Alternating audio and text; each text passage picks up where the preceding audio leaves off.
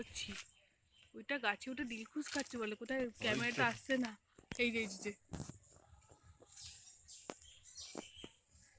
আর নিচের গুলো দেখো ভাই, ওরে বাপরে বাপ।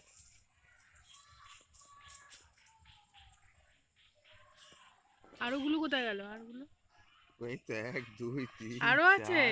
4 5 ওইদিকে আছে আরো।